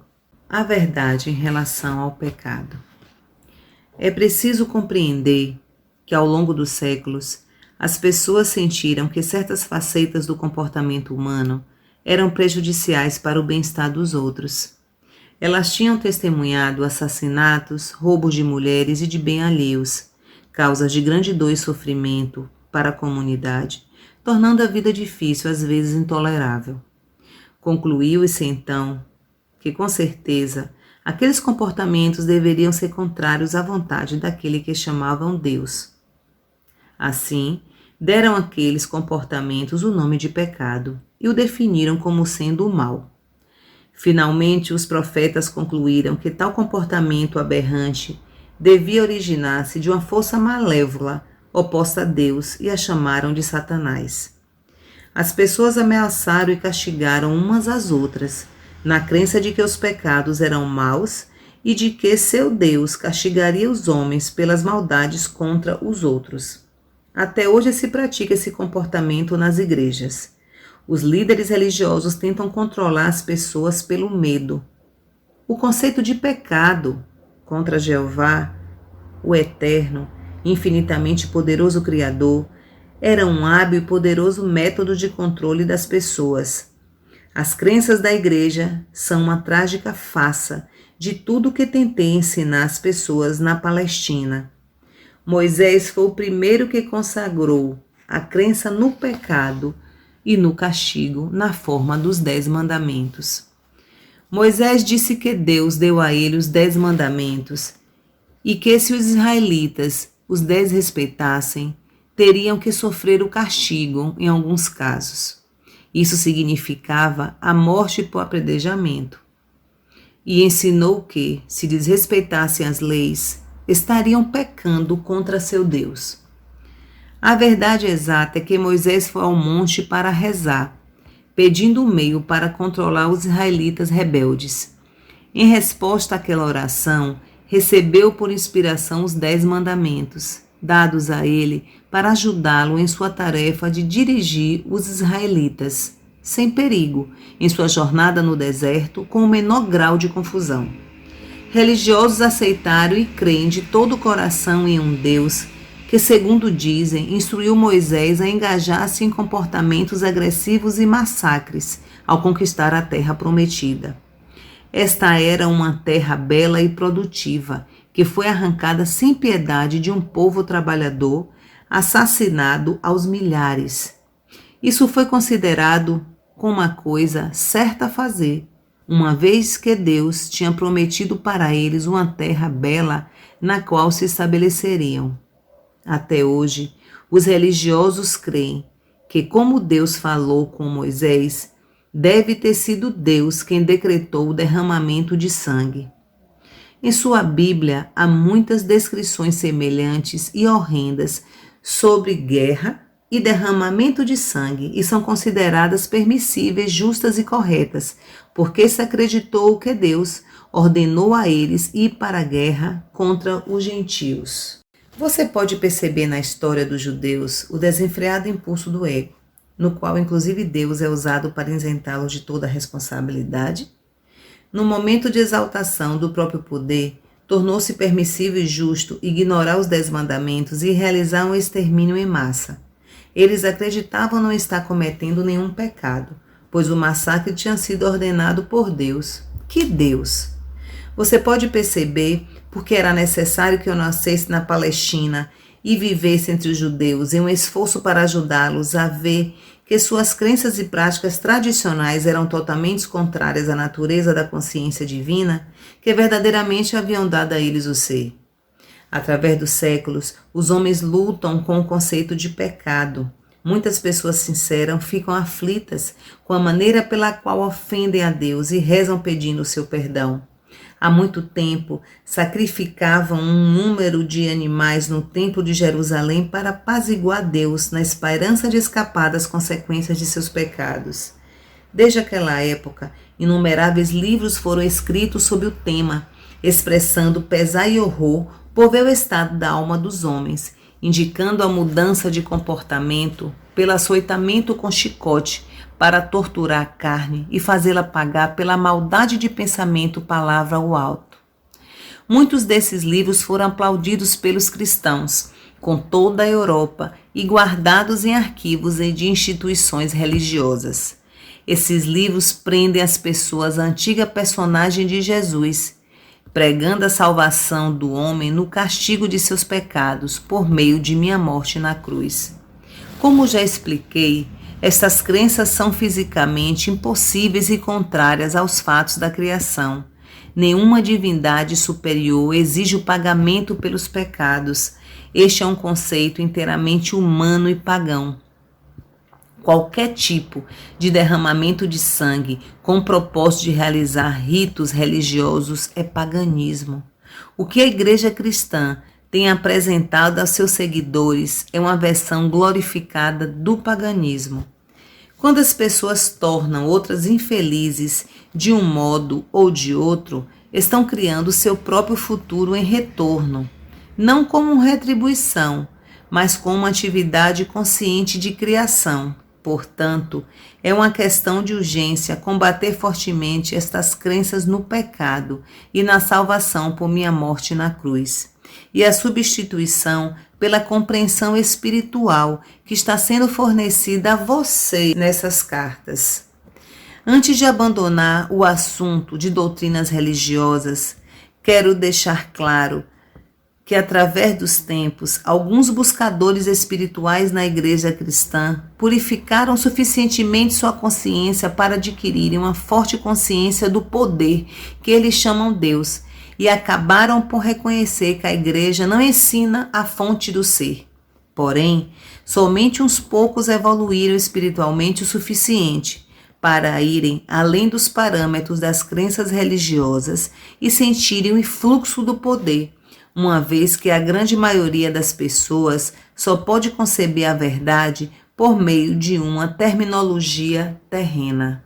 Eu, o Cristo, tenho que dizer que até este momento, nenhum dos santos nem sequer vislumbrou a realidade da criação e a verdade por trás do comportamento humano, como estou apresentando agora para você.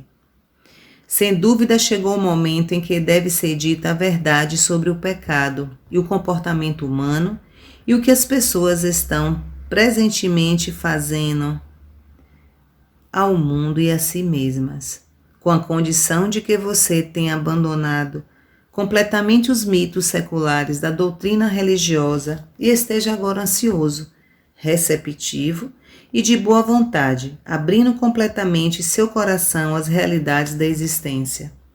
Se não for assim, então tenho a dizer, não terá nenhum sentido para você.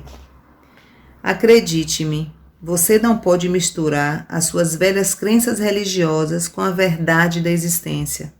Se tentar fazê-lo, pode estar seguro de que não estará vendo a verdade, mas apenas a sua própria adaptação do que pensa que aprendeu com estas páginas. Se você continua a buscar pela verdade da existência, mas permanece em um estado de divisão de convicção, pode continuar a buscar, mas com um grande custo para si, despedaçado pela indecisão, pelo medo e por uma contínua incapacidade de perceber o verdadeiro significado do novo ensinamento. Suas percepções e evolução serão parcialmente obscurecidas por mensagens originárias do antigo condicionamento de sua mente consciente e subconsciente. Talvez você não perceba a enormidade de tal problema neste momento, porém é um problema enorme porque as suas profundas crenças atuais são a sua verdade atual, sobre a qual você constrói a sua vida. Elas são a sua realidade. Suas convicções e crenças fortemente enraizadas podem ser completamente ilusórias, porém, se você crê inteiramente nelas em seu subconsciente, elas se tornam absolutamente reais para você. Mesmo que essas novas ideias, que contradizem as suas crenças, possam chamar a sua atenção, a sua consciência estará dividida e trará a você tremendo mal-estar e angústia. Lembre-se, a sua consciência é o tecido com o qual você elabora a sua vida. Esse tecido de consciência é a base de cada resposta sua para cada coisa que ocorre em sua vida mental, emocional e física. Sua consciência é sua realidade. Esta afirmação pode expressar-se de duas maneiras e ambas são a verdade de sua existência. Sua consciência cria a sua realidade, sem distinção de quais sejam os efeitos de sua vida terrena.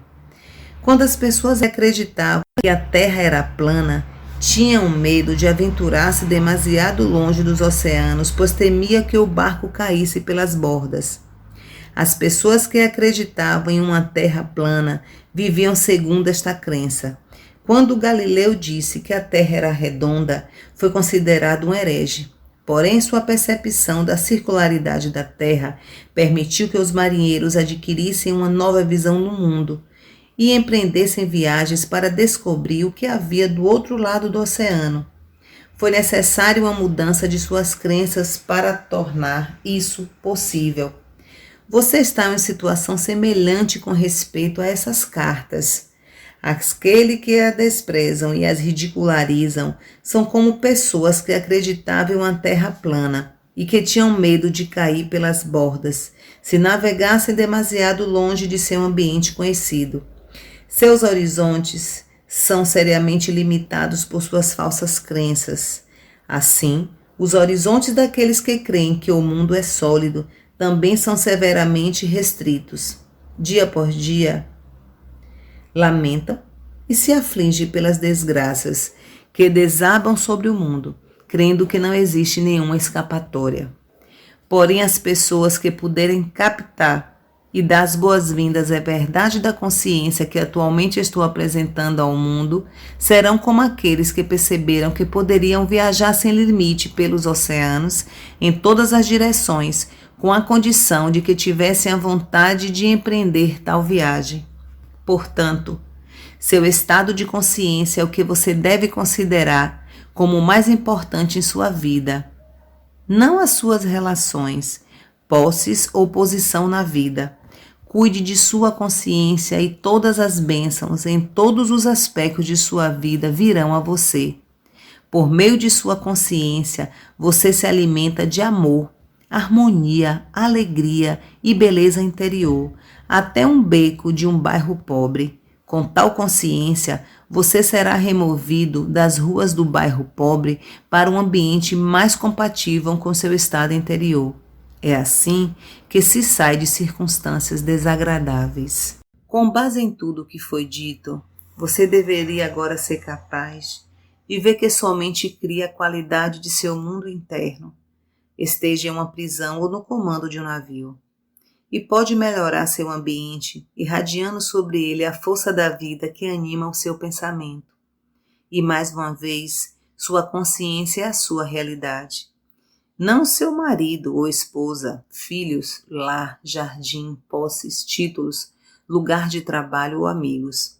Pois, seja qual for o lugar que as pessoas e suas posses ocuparem em sua consciência, bom ou mal, esse lugar é apenas a sua percepção pessoal sobre eles. A realidade dessas pessoas não é verdadeiramente conhecida por ninguém.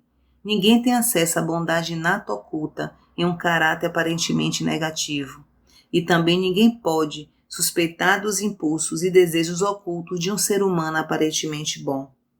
Sua vida externa se apoia apenas em sua consciência. Ela não cria ou determina, nem pode fazê-lo. Suas respostas conscientes.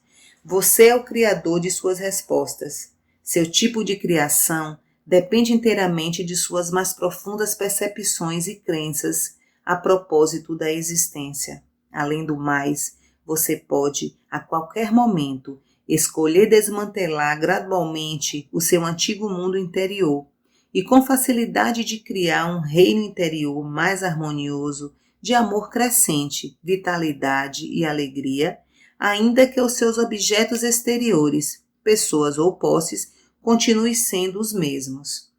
O poder espiritual do tecido de sua consciência irradiará paz para o exterior e será absorvido pelas pessoas, plantas, tijolos e cimento, por tudo que cerca nas mediações. Ocorrerão mudanças e melhorias claras em tudo que está no seu ambiente. Este é seu destino nesta vida ou em vidas futuras, chegar a esta plena e completa realização. Quando isso acontecer, você colocará o pé no caminho da maestria de si mesmo e então gradualmente avançará para tornar-se um verdadeiro mestre de seu mundo de consciência humana, interpenetrado e assistido pela consciência divina. Eu, o Cristo, recomendo a você esta carta. Eu pus na plena posse de alguns dos fatos importantes da criação, que permitirão que você transcenda o ego, o guardião de sua individualidade, e volte à universalidade do ser, do qual você realmente veio. Você tem em suas mãos os meios pelos quais pode entrar no amor, alegria e realização pessoal, incondicionais. Lembre-se de que eu disse a você que anseio pelo progresso do viajante espiritual. Enquanto avança pelo caminho que tracei para você, haverá momentos de confirmação de que estou de fato com você em sua jornada. Você o verá. Conserve sua fé nisso. Em todo momento, eu sustentarei no amor divino, pois sou o amor divino em ação. Acredite nisso e encontre descanso em minha consciência que o envolve. Fim da carta 6.